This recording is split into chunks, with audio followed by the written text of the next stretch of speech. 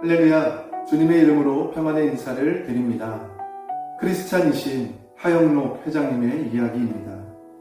젊은 나이에 회사 중역이 되고 성공가도를 달리던 어느 날 갑작스럽게 찾아온 심장질환으로 모든 것을 내려놓게 되었습니다.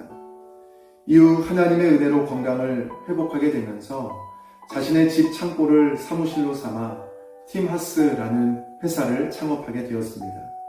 그리고 몇 달 뒤에 미국에서 두 번째로 큰 신용회사로부터 건축공사 감리를 맡아달라는 제안을 받게 되었습니다. 공사 책임자였던 부사장님을 만난 자리에서 자신의 상황을 솔직하게 나누었습니다. 얼마 전 신장이식 수술로 인해 실무는 다른 직원이 맡아야 한다는 것을 전하였습니다. 그리고는 자신의 회사가 가진 비전과 꿈을 나누었습니다. 그 핵심은 우리 회사는 이웃을 돕기 위해 존재한다라는 내용이었습니다. 자신의 말을 듣던 부사장님의 표정을 보니 우리에게 일을 맡기지 않을 수 있겠다라는 생각이 들었습니다.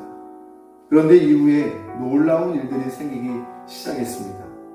이 회사의 건축 감리를 맡게 된 것은 물론이며 그 뒤로도 이 회사로부터 4건의 일을 더 맡게 된 것입니다. 창업한 회사의 입장으로서는 기적과도 같은 일이었던 것이죠. 이 회사와 3년 동안의 인연을 이어가던 어느 날 공사 책임자였던 부사장님의 부고 전화를 받게 되었습니다. 이후 고인의 비서를 만나게 된 자리에서 그간의 자신의 회사가 경험한 기적 같은 일의 배경을 알게 되었습니다.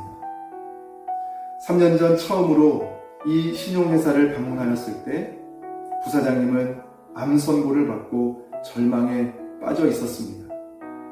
그러던 중에 하영록 회장님을 만나게 되었고 이분과의 진솔한 대화를 마치고 난 뒤에 부사장님께서는 불쑥 자신의 비서에게 이렇게 말을 했다고 합니다. 하영록이라는 친구, 죽음의 문턱까지 갔다가 심장 이식 수술을 받고 살아났다는 것. 나 그 사람을 도와주고 싶어. 내가 살고 싶은 삶을 대신 살게 해주고 싶어 라고 말했다는 것입니다.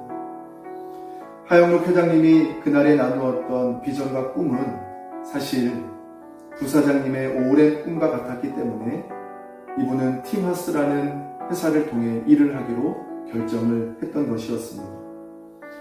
절망 중에 있던 한 사람이 자신과 같은 꿈을 가진 사람을 만나 소망을 갖게 되면서 자신의 비서에게 했던 그 간절했던 말을 다시 한번 되뇌어 보시기를 바랍니다.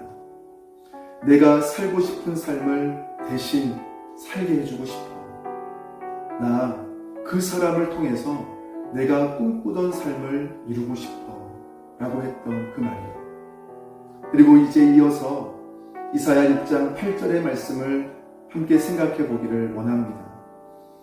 내가 또 주의 목소리를 들으니 주께서 이르시되 내가 누구를 보내며 누가 우리를 위하여 갈고 하시니 우리는 하나님의 소망입니다. 하나님께서는 우리를 통해 하나님의 꿈을 이루기 원하십니다. 죄 아래에서 죄악이 가득한 삶의 방식을 따르는 그들을 돌려 세우는 일, 그리고 그들에게 영원한 생명을 주고 싶은 이 구원의 꿈을 우리를 통해 이루기 원하십니다. 그래서 하나님은 우리에게 십자가 복음을 알고 믿고 전할 수 있는 은혜를 주셨습니다. 하나님의 간절한 마음을 떠올려 보시기를 바랍니다. 나는 너를 통해 나의 구원의 꿈을 이루고 싶어 하시는 하나님의 마음이요. 주님, 내가 여기 있습니다. 나를 보내소서. 이사야 선지자의 이 순종의 고백이 오늘 우리의 고백, 나의 고백이 되기를 소망합니다. 그리고 이 순종의 믿음을 가지고서 내게 허락된 사람들의 구원을 위한 기도와 사랑으로의 행함을 이어가는 저희 모두가 되기를 주님의 이름으로 축원합니다.